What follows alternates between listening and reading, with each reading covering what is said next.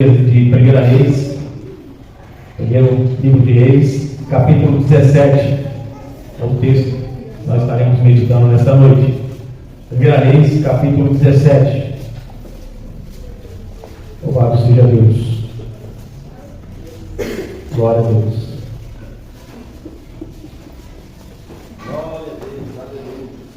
Aleluia, Jesus. Aqueles que não tiveram oportunidade, não fiquem tristes. Não é só esse culto, né? Quarta-feira tem mais. E na medida do possível, nós vamos dar mais oportunidade. Porque o mesmo Deus que nos usa vocês também. Amém? 1 Reis, capítulo 17, os irmãos encontraram, amém? Amém. Então Elias, o tisbita, dos moradores de Gileade, disse a Agar: vive o Senhor Deus de Israel, perante cuja face estou, que nestes anos nem orvalho, nem chuva haverá, senão segundo a minha palavra. Depois veio a ele a palavra do Senhor, dizendo: vai-te daqui e vira-te para o oriente, e esconda-te junto ao ribeiro de Querite, que está diante do Jordão. Amém, irmãos? Pode tomar seu assento. Louvado seja o nome do Senhor.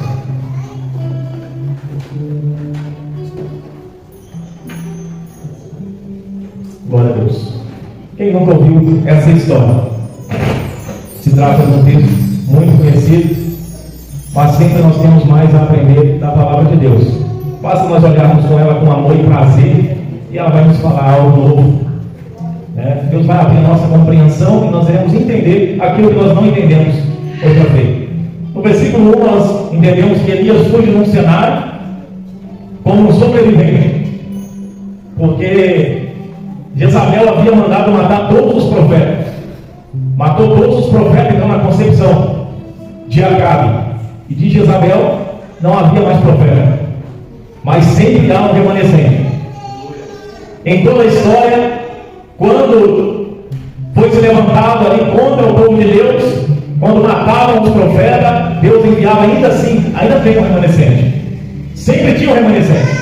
Não importava de onde vinha debaixo da pedra, vinha debaixo da caverna, vinha debaixo de um monte de lugar. Brotava. Porque, irmãos, profeta é profeta em todo lugar. E horas Deus levanta o profeta no meio da multidão, e horas Deus levanta o profeta dentro da caverna onde ninguém vê. Eu não sei o cenário que você está, mas talvez você seja um profeta que está dentro da caverna, escondido, mas trabalhando, escondido, mas profetizando, escondido, mas liberando vida. Porque ser profeta não significa estar em evidência, estar se apresentando ao público o tempo todo. Você pode ser muito bem um profeta e ninguém sabe disso, e ninguém tem nada a ver com isso.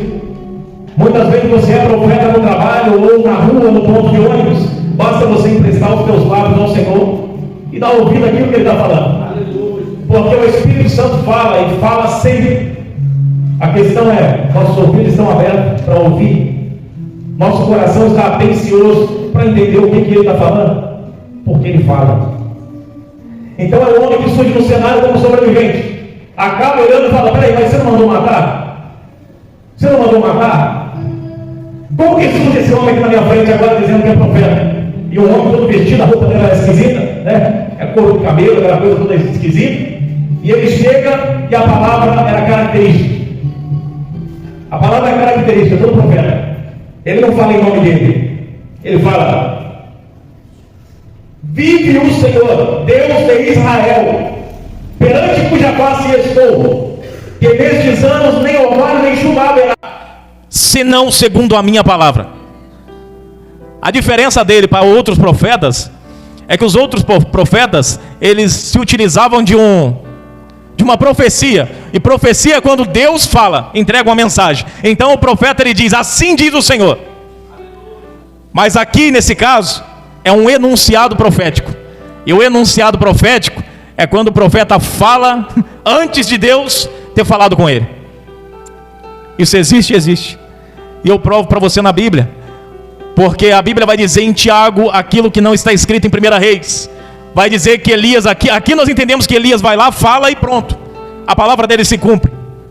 Mas quando você vai para Tiago, ele fala: que Elias era um homem sujeito às mesmas paixões que nós, mas mandou que não, ele disse que não haveria chuva, segundo a sua palavra, e depois a Bíblia vai dizer que ele orou incessantemente para que chovesse, e depois orou de novo para que a chuva viesse. Então isso é um enunciado profético.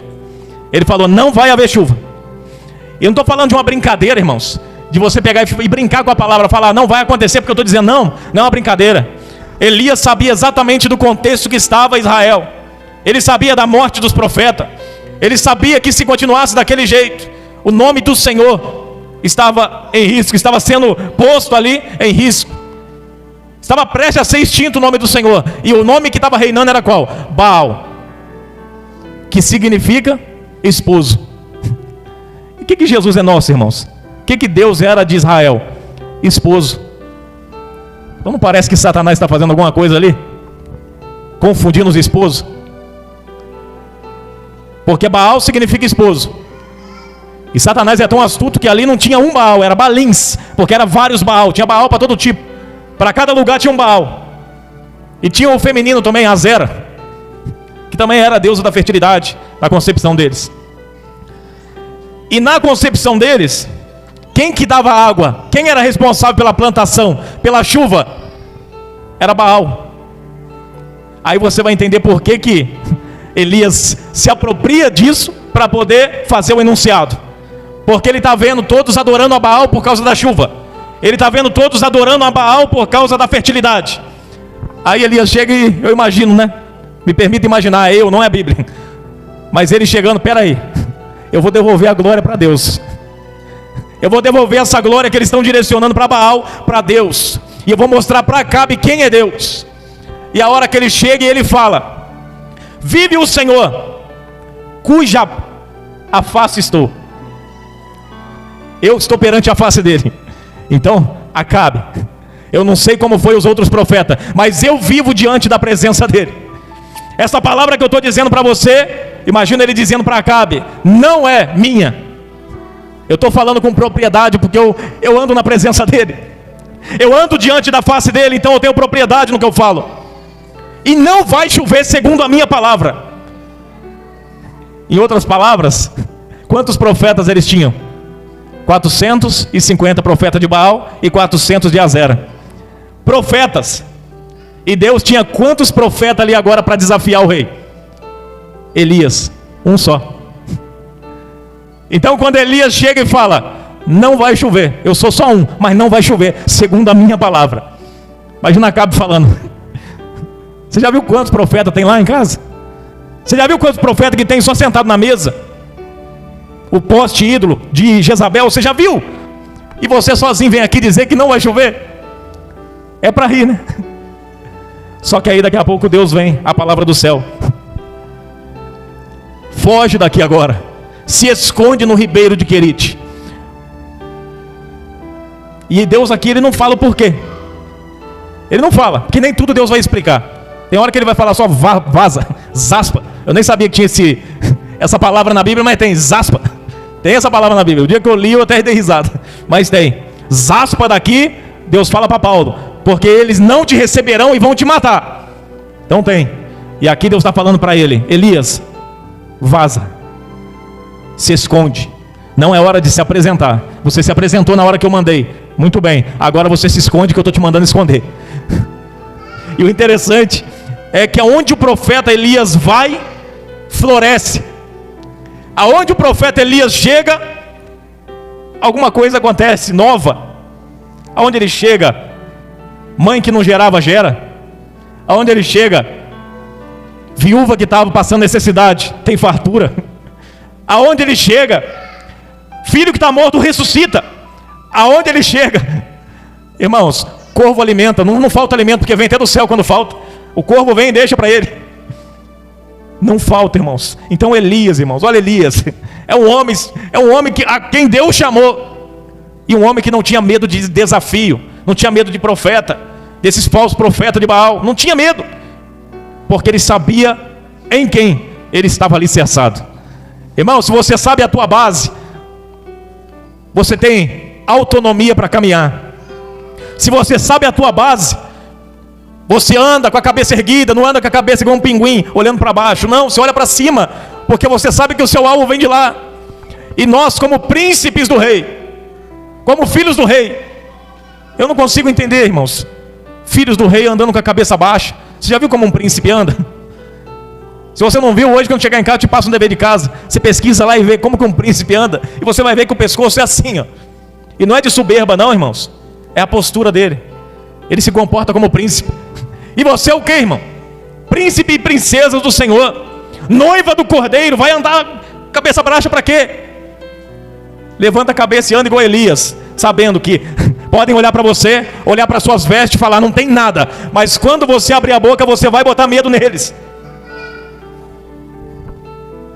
Porque a roupa, irmãos, a roupa de Elias era diferente dos demais. Por isso que chamou a atenção, até fala, né? Lá na frente, o rei, eu esqueci, fugiu o nome do rei, mas o rei, quando recebe uma profecia de Elias, alguns dos seus soldados que o encontraram no meio do caminho, eles só perguntam uma coisa: eu encontrei um homem e ele disse que você vai morrer, que essa enfermidade sua, ela é para a morte.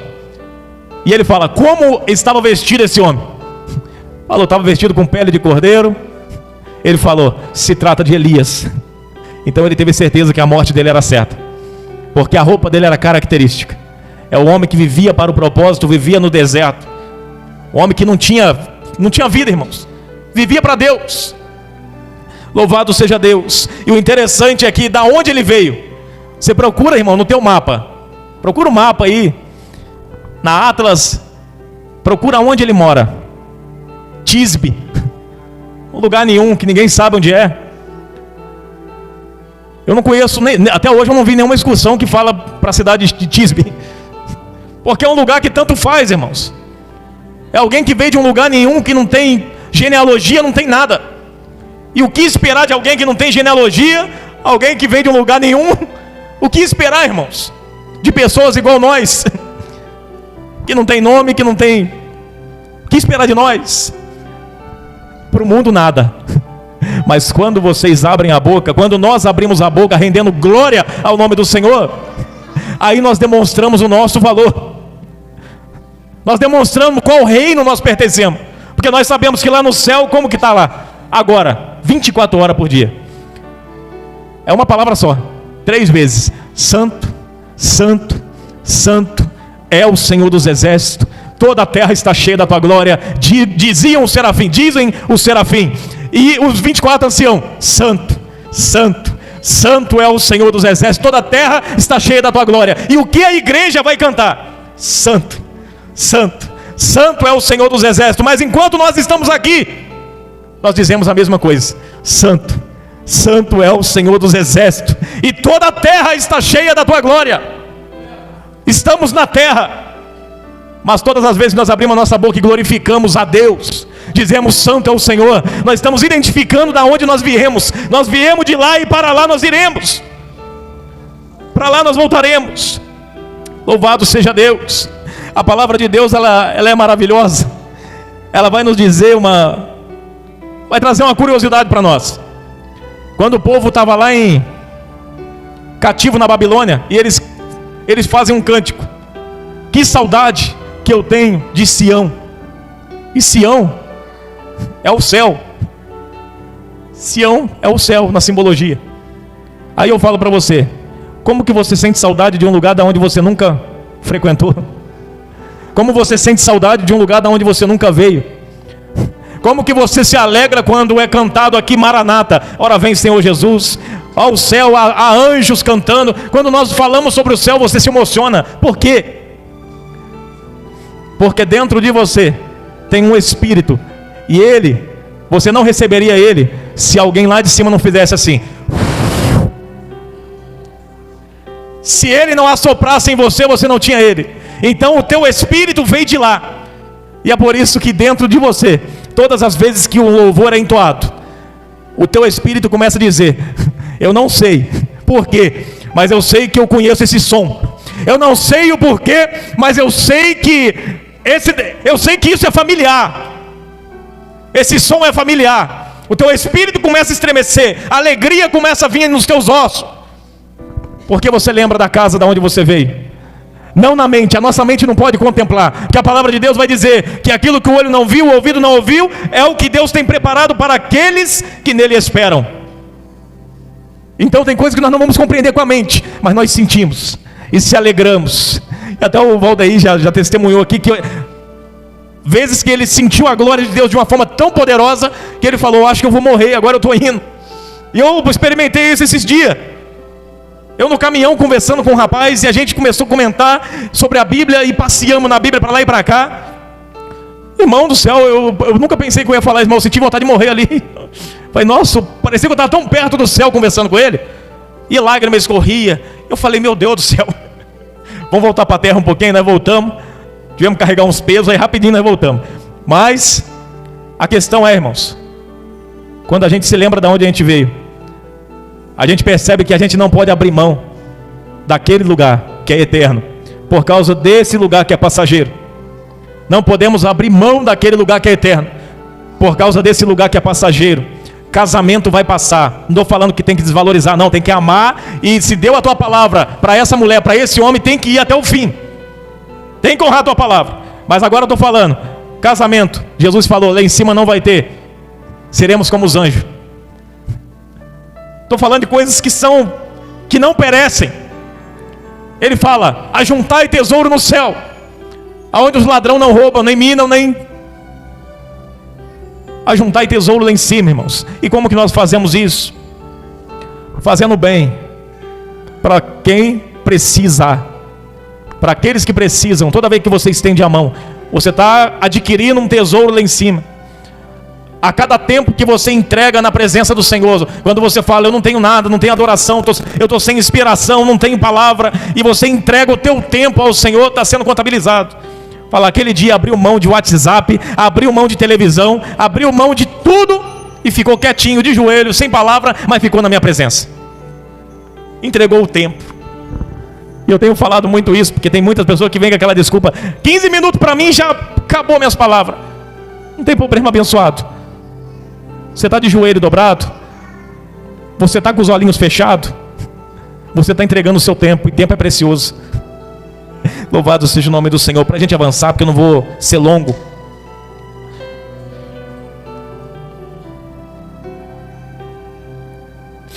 Ele profetiza, e como nem tudo o profeta sabe, Deus o chama e diz, agora vai e se esconde. E beberás do ribeiro, e tenho ordenado aos corvos que ali te sustentem. E é interessante observar que quando diz aqui, eu ordenei, tenho ordenado, ordenei, tá o que, irmãos? Passado. Já ordenei lá atrás. Ué, mas antes de eu falar com o rei, já. Por quê, irmãos? 1 Pedro 5,7, lançando sobre ele toda a vossa ansiedade, porque ele tem cuidado de vós. Você entende que antes de um problema chegar, Deus já resolveu. Antes do problema chegar, Deus já te entregou a solução. Já observou isso, irmãos? A primeira vez que caiu meu pis lá, eu fiquei todo feliz, aí foi lá e quebrou a moto. Falei, Jesus, agora que é para sobrar um dinheirinho, aí quebra a moto. Aí eu vou lá e arrumo a moto. Aí eu recebi um outro dinheiro lá, quebra o carro. Falei, meu Deus do céu, nossa, pobre tem uma sorte. Aí eu entendi, eu falei para Camila. Aí uma outra vez que aconteceu a mesma coisa, eu falei, amor, Deus está dando o necessário. Ele sabe o que a gente precisa. Então ele deu, não é que o dinheiro veio para sobrar, a gente não ganhou dinheiro. Ele já deu o recurso antes de vir o problema, porque ele sabia que viria. Então ele nos prepara. Quando o recurso vem, irmão, segura, porque às vezes vem bomba também. Às vezes o recurso vem antes, porque Deus está te preparando para a bomba que está vindo, e Ele está te dando recursos para você poder suplantar, para você conseguir resolver. Deus não nos deixa na mão, irmãos. Eu ordenei aos corvos. Você não sabia que tinha um problema, né, Elias? Não sabia. Não sabia, então, mas você tem. Eu estou te dizendo, mas vai lá que eu já preparei. Já tem um ribeiro para você poder beber da sua água, que você vai precisar para sobreviver. Vai lá que eu já mandei corvos para poder te alimentar. E o mais interessante que eu parei para observar, por que corvos? Por que corvos, irmãos? Se tinha tanto pássaro para mandar, não podia ser uma maritaca, não podia ser um papagaio, não podia ser um canarinho, sei lá, qualquer coisa. Ou Deus poderia dar asa para uma galinha, sei lá, para voar um pouco mais alto. Não sei, irmão. Mas por que tem que ser corvo? Porque tudo que eles procuravam, havia muitos soldados procurando água, né? O próprio Acabe pediu para o povo procurar água, aonde tinha água, aonde tinha ser vivo, porque aonde tinha vida, tinha água, tinha vegetais, então ali eles iriam. Então se vai uma pomba para lá, todo mundo na hora ia para lá, porque se tem uma pomba indo para lá, é sinal que tem vegetação, é sinal que tem água. Mas se vai um urubu é o que eles mais viam. Se vai lá e passa um corvo voando, tá indo porque tem morte para lá também, então vamos para cá. Só que na verdade era vida. Às vezes Deus coloca uma outra vestimenta apenas. Aquilo que parece ser morte é vida. Parece ser o fim, mas é apenas o começo. Às vezes Deus faz isso. Ele transmuda as coisas. Você olha assim, é um corvo que parece que eu estou vendo, mas aí olha Elias e fala, não, parece que é um garçom. E é um garçom que está vindo. É a ótica, irmãos. Porque Deus é assim. Ele confunde os nossos inimigos. Ele confunde. Porque eles olhavam e falavam, não precisa nem se preocupar, não vai para lá não, que lá é morte também. Só que era vida. Então você percebe que Deus permite muitas das vezes uma situação difícil para te proteger. Aí você briga com Deus, fala, mas por que eu? Não, é justamente porque você, para te proteger, Ele permite uma situação difícil. Louvado seja Deus. Deus está falando nessa noite. O querite, irmãos, ele era provisão, mas também era esconderijo. Provisão, mas também esconderijo. Então é como eu disse aos irmãos, esse lugar que Deus te colocou também está te protegendo, te escondendo. E escondido debaixo das asas dele, não há nada que possa te acontecer. Não há nada, irmãos, que foge do controle de Deus. Então Deus proveu uma fonte de provisão para Elias, que era um ribeiro. O pão com carne matava a sua fome. Mas o interessante era que 2 vezes no dia Elias tinha que olhar para onde? Para baixo, para pegar água e beber. 2 vezes o dia ou mais ele tinha que abaixar para pegar da água e beber. É o crente orando, é o crente buscando. Mas 2 vezes ele tinha que olhar para o alto, porque o pão vinha do alto, não vinha de baixo. Para receber o pão ele tinha que estar de pé. E me vem à mente um texto: levanta-te e falarei contigo. Porque Deus não fala com ninguém sentado, deitado, morto. Deus antes te manda, levanta. Por isso que ele fala, bebe a água, é o crente orando, se preparando. Mas aí quando ele vem para te dar o pão, olha para o céu, olha para ele, esteja preparado. É uma analogia, mas eu creio que os irmãos estão entendendo. Se você quer receber algo de Deus, abaixa para poder beber da água. Dobra o seu joelho, põe a tua boca na água e bebe, bebe, bebe. Quando estiver bem cheio, levanta e olha para cima que está vindo o pão. Aí nós estamos preparados para receber o pão que vem do céu. Então o ribeiro matava a sede, os pães com carne cozida matava a fome. Louvado seja Deus. E Elias olhando para cima, esperando e pensando, será que esses... Isso aqui, irmão, me permita pensar. Ultimamente tenho pensado bastante. Mas o que mais tinha naquele tempo de seca? O que existe mais no tempo de seca é o que, irmãos? É corvo. É o que mais tem, é corvo. Aí você imagina Elias olhando para o alto e vendo, toda vez que brotava 2 corvos, ele já imaginava, será que esse é o meu? Será que é esse que está trazendo a minha provisão? E nem sempre é, nem todo corvo traz a provisão. É o corvo que Deus ordenou. Então é necessário você estar atento ao que Deus te disse. No começo, o teu corvo vai trazer pão, não vai trazer carniça. Porque a diferença dos corvos que levavam,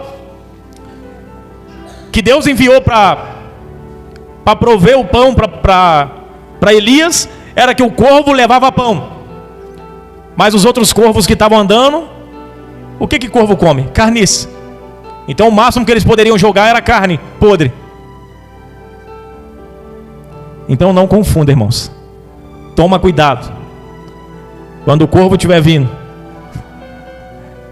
quando você observar que está chegando, aquilo que Deus falou que ia chegar, observa se o que está na mão é exatamente o que Ele falou que vai chegar. Observa se é exatamente o que Ele falou que vai chegar, porque Ele sempre avisa antes: vai chegar dessa forma, vai ser desse jeito, nessa medida. E às vezes Satanás vem sempre na frente para poder tentar tirar você do foco. Eu imagino ali Satanás chegando ali para tentar fazer Elias sair. Elias, está secando o ribeiro. Você vai ficar esperando dependente até quando? Você não vai procurar igual todo mundo? Está todo mundo procurando água. Você vai ficar parado aí? E eu louvo a Deus, irmãos. A palavra é maravilhosa, irmão. Ela fala conosco. Porque vai dizer o seguinte: e sucedeu que, passado dias, o ribeiro se secou, porque não tinha havido chuva na terra. Mas é o interessante que o ribeiro seca, mas Elias não vai. Elias permanece. Porque secar o ribeiro não é sinal para você sair. O ribeiro se secar não é indicação para você sair. Para ele chegar no ribeiro, ele veio por meio de quê? A palavra: levanta-te e esconda-te no ribeiro. A palavra do Senhor direcionou para lá. Agora, quem que tem que tirar ele dali? A palavra de Deus. Então secou o ribeiro, e ele aguarda. E o Deus que é fiel, que mandou ele para lá, e que a sua fidelidade nunca erra, chega de novo para ele e fala: Elias, levanta-te e vai para Sarepta, porque lá eu ordenei a uma viúva que te sustente. Então, irmãos, está preocupado por quê? Está preocupado por quê? Se Deus já enviou já o ribeiro, Deus já mandou corvo, não faltou, a provisão veio, de algum lado ela veio, chegou na tua mão. Prova disso que você sobreviveu, está aí. Deus já enviou pessoas para poder te ajudar, te sustentar. Deus já enviou. Louvado seja Deus. Está duvidando por quê, irmãos? O mesmo Deus que enviou o corvo, que enviou o ribeiro, que enviou a viúva, é o mesmo Deus que hoje fala com você. É o mesmo Deus que diz para você hoje: foi eu quem fiz a promessa, foi eu que mandei você estar no lugar onde você está. Não arreda o pé porque secou a fonte. Aguarda, porque já já você vai ouvir a minha voz te dizendo: levanta-te e vai para onde eu te mandei desde o início. Amém, irmãos? Quantos entenderam a voz de Deus? Amém? Louvado seja o nome do Senhor. Glória a Deus. Louvado seja Deus. Bendito é o nome do Senhor. Então se assegure sempre na palavra do Senhor e naquilo que o Senhor disse a cada um de nós. Porque assegurado na palavra dele, pode ter certeza que cai o mundo. Tem até um hino, né? O mundo todo cai em meu redor, mas os teus braços me seguram. Isso acontece, nós vimos isso acontecer. 2 anos e meio aproximadamente de pandemia severa. Pessoas foram do nosso lado. Pessoas que outrora estavam conversando, num dia, no outro, internado, e dali foi o fôlego de vida. Você sobreviveu. Eu vi pessoas que eu cumprimentei um dia para ir embora do serviço, e depois no outro não tive mais a oportunidade. Foi para a eternidade. Então, irmãos, Deus proveu até aqui. Ele vai continuar provendo, porque Ele é o Jeová Jirê, Deus provedor.